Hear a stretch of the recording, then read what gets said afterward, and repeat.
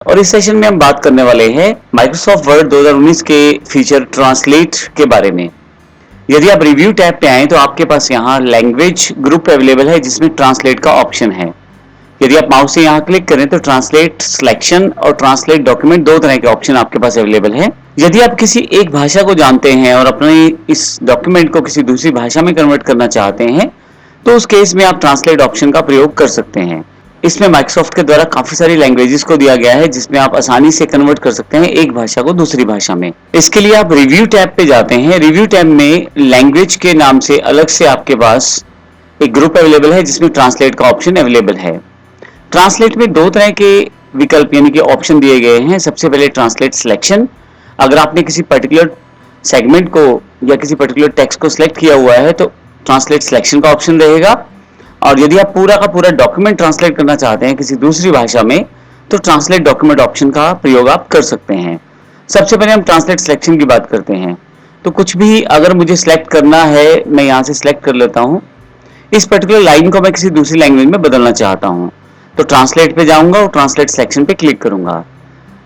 यहाँ पे use intelligent services का एक मैसेज आएगा कि आपके पास यह एनेबल्ड नहीं है कि आप इसे ऑन करना चाहते हैं, तो इस तरह की सर्विस को प्रयोग करने के लिए आपको इसे ऑन करना पड़ेगा। तो जैसे ही ऑन करेंगे राइट हैंड साइड पे आपके पास एक टास्क पेन अवेलेबल हो जाएगा।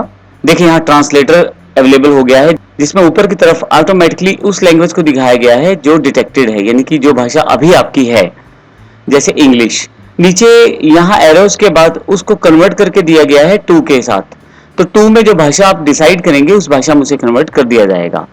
अभी यहाँ पे डिफॉल्ट इंग्लिश है, मैं यहाँ सिलेक्ट कर लेता हूँ। यहाँ एक इंपॉर्टेंट पॉइंट का ध्यान रखिएगा कि इंटरनेट होना जरूरी है। आपके पास इंटरनेट रहेगा तो आसानी से आप उस डॉक्यूमेंट को ट्रांसलेट कर पाएंगे।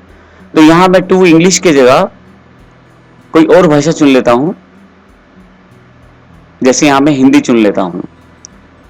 अब देखें यहाँ हिंदी में से कन्वर्ट कर दिया गया है। जब माउस लेके जाएंगे किसी कैरेक्टर पे या किसी वर्ड पे तो वहां ऊपर की तरफ उस पर्टिकुलर वर्ड को भी दिखाया जाएगा कि वो किस वर्ड का अनुवाद है यहाँ पे। तो इस तरह से आप इसको आसानी से कन्वर्ट कर सकते हैं। जो भाषा आप चाहें उसमें आप कन्वर्ट कर सकते हैं। यहाँ बहुत सारी भाषाएं आपको दे दी गई हैं। फाइनली अगर आप चाहें तो अपनी जो लाइन है जो आपने अभी सिलेक्ट की थी जिसको ट्रांसलेट किया है उसको अपने डॉक्यूमेंट में इंसर्ट भी कर सकते हैं।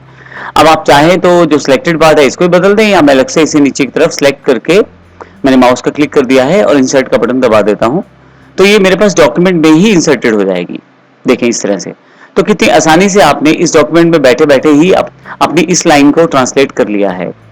अगर आप चाहें तो पूरा का पूरा डॉक्यूमेंट भी यहाँ से कन्वर्ट कर सकते हैं। इसके लिए डॉक्यूमेंट पे क्लिक करें।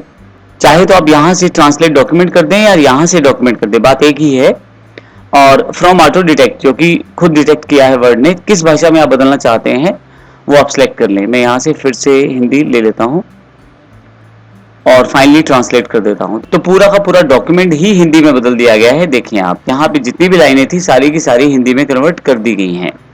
तो इस तरह से बड़ी आसानी से आप ट्रांसलेट सिलेक्शन और ट्रांसलेट डॉक्यूमेंट का प्रयोग कर सकते हैं। इंटरनेट होना जरूरी है तो क्योंकि यह ऑनलाइन एड ऑन काम करेगा और आपकी जो भाषा है उसे जो आप भाषा सिलेक्ट करना चाहते हैं जिसमें आप बदलना चाहते हैं उसमें बदल के आपको डॉक्यूमेंट बड़ी आसानी से आपको दे देगा। धन्यवाद।